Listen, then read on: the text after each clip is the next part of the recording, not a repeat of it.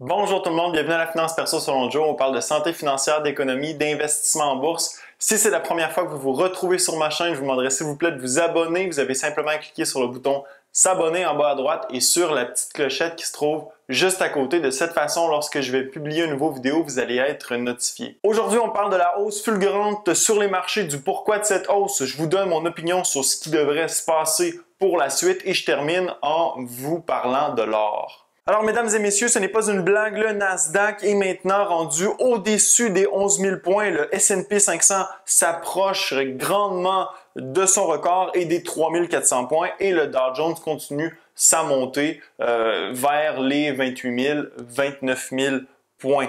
Alors, quelle est la hausse qu'on a connue sur les marchés récemment? Elle est assez impressionnante. Si on regarde les chiffres depuis le début de l'année, le Nasdaq est en hausse de 22,6 %. Mais si on prend le chiffre depuis son point bas du mois de mars, on est en hausse de 67 % sur le Nasdaq.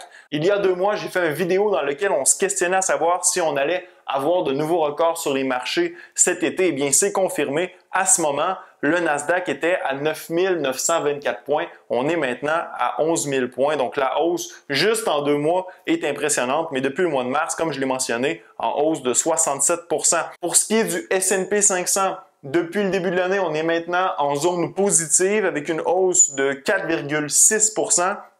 Mais si on regarde depuis le point bas du mois de mars 2020, on est en hausse de 55 % sur le S&P 500 à 3380. Donc, au moment où je vous parle, peut-être qu'on va fermer au niveau record qui, lui, était de 3393 points. Pour ce qui est du Dow Jones, c'est l'indice qui est un peu retardataire ici dans la hausse fulgurante. On tourne autour du 28 000 points. Depuis le début de l'année, on a connu une baisse de 2 %, mais depuis le point bas du mois de mars, une hausse de 53 % sur le Dow Jones. Maintenant, la raison de cette montée, c'est le secteur technologique qui représente une part importante des différents indices. Si on regarde par exemple le S&P 500, on prend en compte Apple, Amazon, Facebook, Microsoft, Google, représentent environ 25 % de l'indice en termes de capitalisation boursière, ce qui fait qu'évidemment, lorsque ces actions sont en hausse, ça amène l'indice au complet vers le haut. Alors regardons quelle a été la performance de ces diverses actions au cours des derniers mois. Shopify, qui évidemment fait partie du Nasdaq, qui est présentement l'indice qui est complètement en feu. Shopify en hausse de 150 % depuis le début de l'année. Tesla, le fabricant de voitures électriques, en hausse de 270 % depuis le début de l'année. Pour vous donner une idée, Shopify était à 300 $ au creux du mois de mars et maintenant autour de 1000 $. Pour ce qui est de Tesla, on était autour de 350 $ au creux du mois de mars. On a atteint un pic à près de 1800 $. Apple est une autre action qui a très bien performé depuis le début de l'année et depuis le creux du mois de mars. Alors, depuis le début de l'année, Apple est en hausse de 50 %. Au creux du mois de mars, on tournait autour de 212 $. Maintenant, on est au-dessus des 450 $. Amazon, même chose, qui a très bien performé, même on l'a vu dans les derniers résultats où on a dépassé les attentes. Alors Amazon, depuis le début de l'année, est en hausse de 70 %. Depuis le creux du mois de mars, on est passé de 1626 $ à près de 3158 $ lorsque j'ai regardé pour la dernière fois. Dans l'indice du Nasdaq, on compte aussi beaucoup d'entreprises pharmaceutiques comme par exemple Moderna. Alors si on regarde l'action de Moderna, elle est en hausse ni plus ni moins de 400 % depuis le début de l'année, étant donné bien sûr tout l'espoir entourant la sortie d'un vaccin qui pourrait mettre un terme à la crise sanitaire actuelle. Alors, ce qui explique la hausse importante des différents indices, que ce soit le Nasdaq, le S&P 500 et même la remontée du Dow Jones, c'est la présence de ces entreprises technologiques qui représentent une grande partie de ces indices en termes de capitalisation boursière et qui, bien sûr, ont ramené vers le haut tous les indices. Autre élément qui explique la remontée des marchés, on en a parlé à plusieurs reprises sur la chaîne, c'est bien sûr la Réserve fédérale et notre ami Jerome Powell qui, avec l'aide secrétariat du Trésor aux États-Unis ont injecté des trillions et des trillions de dollars dans les marchés. On a une prochaine législation qui devrait être finalement peut-être être négociée entre les démocrates et les républicains, qui devrait à nouveau injecter des trillions de dollars dans l'économie. Et ça se répercute évidemment sur le bilan financier de la Réserve fédérale, et cet argent finit dans les marchés financiers et ça crée de l'inflation dans le prix des actifs. Alors, c'est ce qui a aussi porté les marchés vers la hausse lorsque la Fed a intervenu de façon importante au cours du mois de mars. Alors, qu'est-ce qui nous attend pour la suite? Est-ce que les marchés vont continuer à monter ou on risque d'avoir une correction ou une tendance à la baisse dans les marchés? À mon avis, les marchés vont continuer leur hausse au cours des prochains mois en raison de deux éléments. Alors, je commence à vous parler de la réallocation. Étant donné que la hausse a été causée par les actions technologiques, eh bien, ça a fait que certaines parties du marché dans le S&P 500 sont retardataires, c'est-à-dire qu'ils ont stagné ou ont connu une hausse assez faible. Et je vous en nomme quelques-uns pour que vous puissiez bien comprendre de ce que je vous parle présentement. Alors, si on regarde les secteurs qui ont été laissés de côté, eh bien, on peut regarder le secteur des services avec le fonds négocié en bourse XLU. Donc ça ici, ça regroupe l'énergie comme le gaz, bien sûr l'eau et l'électricité. Donc on est depuis le début de l'année en baisse de 7%. Alors que comme on l'a mentionné, si on regarde là en comparaison avec le S&P 500 qui lui est en hausse de 4,6%, donc on est en retard par rapport au marché. Deuxième secteur que je veux vous présenter, c'est bien sûr le secteur des finances. XLF, on parle ici majoritairement des banques. Le secteur, depuis le début de l'année, est en baisse de 18% et est en retard par rapport au marché, encore une fois. Pourtant, plusieurs investisseurs, comme par exemple Warren Buffett, se sont engagés et ont investi dans le secteur. C'est peut-être un signe que finalement, il y a des opportunités à voir dans ce secteur-là. Warren Buffett qui a acheté pour plus de 2,1 milliards de l'action de Bank of America au cours des dernières semaines. Autre secteur retardataire, le secteur de l'énergie, donc avec le fonds négocié en bourse XLE. Ici, bien sûr, je parle du pétrole, donc toutes les grandes pétrolières. Depuis le début de l'année, le secteur est en baisse de 36%.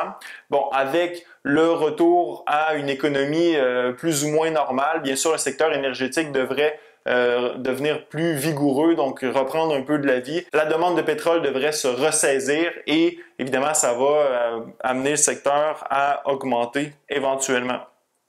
Dernier secteur que je vais vous présenter, secteur retardataire. On parle ici du secteur aérien. C'est pas une surprise pour personne avec le fonds négocié en bourse JETS, J-E-T-S, qui, bien sûr, depuis le début de l'année, connaît une baisse assez importante de 44%. Alors, on voit que malgré le fait que les marchés sont à des records, que les marchés performent bien, qui sont dans le positif, si on regarde depuis le début de l'année, certains secteurs importants de l'économie sont toujours retardataires, sont en arrière et ce qui va arriver, c'est qu'on va avoir probablement des investisseurs, des gros fonds importants qui vont modifier la composition de leur portefeuille en investissant dans ces secteurs ou vendre des obligations pour investir leur argent dans ces secteurs qui ont été un peu laissés de côté depuis le début de l'année parce que, de façon générale, l'économie, oui, s'est améliorée. On l'a vu avec les chiffres de l'emploi la semaine dernière.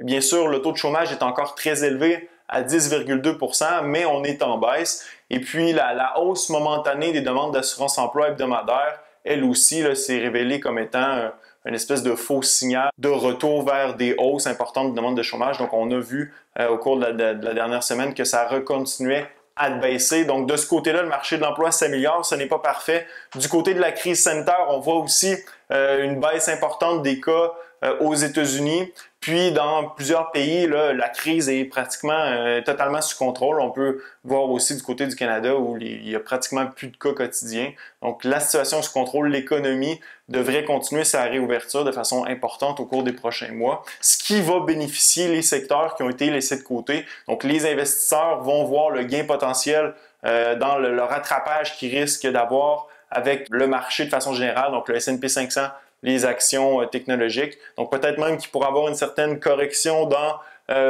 des actions à saveur plus technologique, ça reste à voir. Mais ce qui risque d'arriver, comme je viens de le mentionner, il va y avoir une réallocation des ressources financières. Donc, ces secteurs vont profiter d'injections de liquidités. Donc, on a encore beaucoup d'investisseurs qui conservent des liquidités de côté en pensant qu'il va y avoir une correction sur le marché. Donc, si ça ne se produit pas, ben, on va aller vers les secteurs où on pense que le rendement va être le plus important et ceux que je vous ai nommés sont certainement là, des candidats potentiels. D'ailleurs, si on regarde le plus récent sondage d'opinion, à savoir où s'en va le marché pour les 6 prochains mois, on a 23% des investisseurs qui sont enthousiastes à l'idée de voir le marché augmenter, alors que 48%, près de 48% des investisseurs sont bearish, c'est-à-dire qu'ils sont négatifs par rapport au marché. Donc, eux voient le marché baisser. Or, lorsque on a un sentiment aussi négatif à l'encontre des marchés, ça veut dire que oui, il y a des investisseurs qui se retiennent à investir parce que voient la correction arriver. Mais si on continue à voir une hausse importante sur les marchés, on va voir les records qui continuent d'être battus jour après jour, semaine après semaine, le niveau d'investisseurs qui sont bearish, qui sont négatifs, risque de diminuer et bien sûr, on risque d'avoir, comme je l'ai mentionné, une injection là, de fonds qui étaient de côté, d'argent de côté dans le marché, qui va ramener certains secteurs plus en symbiose avec la performance générale du marché. Enfin, en terminant, je veux parler un peu de l'or qui hier a connu une journée un peu catastrophique, c'est-à-dire que l'or a perdu pratiquement 5% de sa valeur sur les futures. Donc, autour de 100 $, on était autour de 2050 $, puis aujourd'hui, dans la journée, on tournait autour de 1950, 1940 $.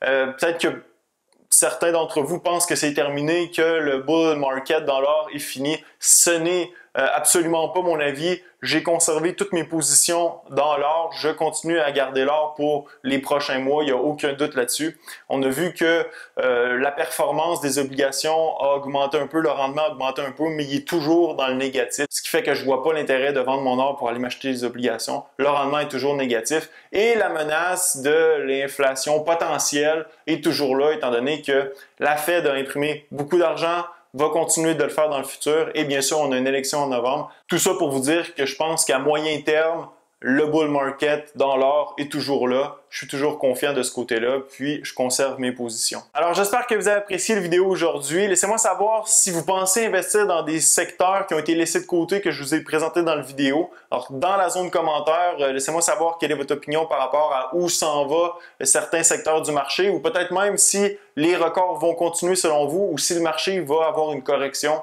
peut-être 5, 6, 10%. Dans la zone commentaire, n'oubliez pas de me donner un j'aime, ça aide la chaîne et ça me fait toujours plaisir de vous lire. Ce fut un plaisir. À la prochaine.